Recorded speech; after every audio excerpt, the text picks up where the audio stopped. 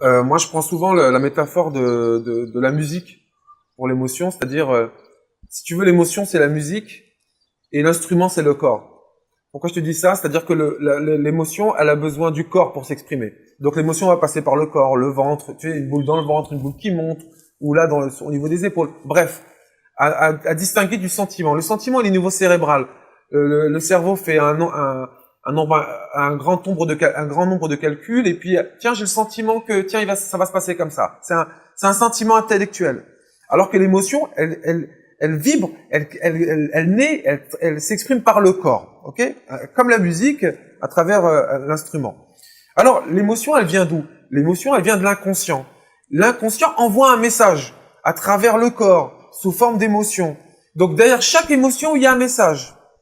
Soit c'est l'émotion qui prend le dessus sur Samir, et fait faire à Samir des choses que Samir va regretter après, ou alors, Samir prend le dessus sur l'émotion, considère l'émotion et prend le dessus sur l'émotion. Et en fait, c'est justement ça, l'intelligence émotionnelle, c'est la capacité à gérer ses propres émotions et les émotions des autres dans la communication.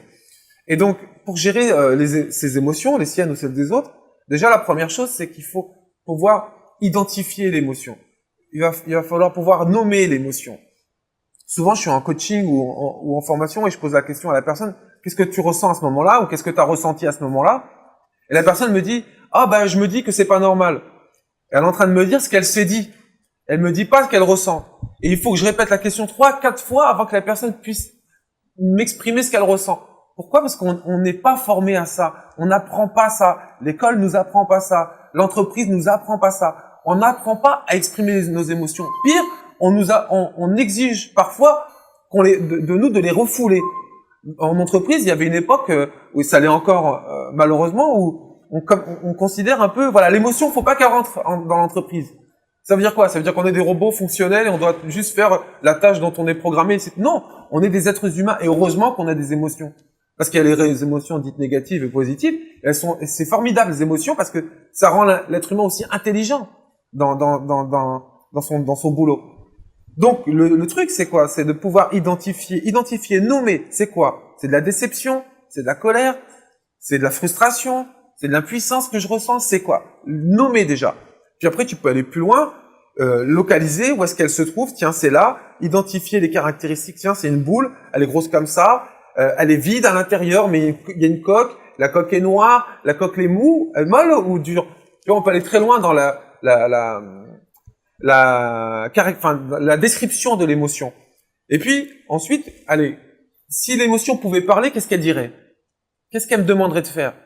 Elle me demanderait de mettre un stop à ça. Elle me demanderait de faire en sorte de me faire respecter. Elle me demanderait si, elle me demanderait ça. Très bien. Ok, j'ai bien compris le message. Maintenant, je vais pouvoir réfléchir à une stratégie pour pouvoir répondre favorablement à ce message. Donc là, tu peux après te poser la question, qu'est-ce que je vais faire? Tiens, je vais en parler à qui? À mon manager. Quel jour? Vaut mieux que je lui en parle ce jour-là. À quelle heure? Vaut mieux cette heure-là. Comment je lui en parle? Est-ce que tout seul ou avec quelqu'un? Mettre en place une stratégie. Mais tu vois, j'ai dominé l'émotion. Et c'est ça l'intelligence émotionnelle.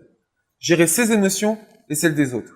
Mais ça passe par la capacité à nommer déjà, nommer, dire. En gestion des clients mécontents, c'est une technique cruciale qui est fondamentale quand tu as un client qui est mécontent. La capacité de nommer l'émotion que le client ressent pour désamorcer. Ah, je comprends, monsieur le client, que vous soyez déçu. Je comprends, monsieur le client, que vous soyez étonné. Si c'est exactement ce qu'il ressent, bingo, là, la tension chez le client va descendre parce qu'il est sûr et certain que tu le comprends. Et donc, la confiance remonte. Tu vois. Donc, malheureusement, on n'est pas formé à ça. Malheureusement, que ce soit en France ou au Maroc, on apprend des contenus à l'école, hein, je généralise, hein, je schématise bien sûr, qui sont nécessaires pour comprendre le monde. Hein. Il y a les mathématiques, il y a le français, il y a l'histoire, tout ce que tu veux. Mais on a besoin aussi de ça. Parce que ça, c'est savoir communiquer avec les uns et les autres. Et ça, c'est fondamental, que ce soit en famille ou en entreprise ou ailleurs. Et malheureusement, c'est pas assez enseigné. Dans les pays anglo-saxons, c'est de plus en plus enseigné en entreprise.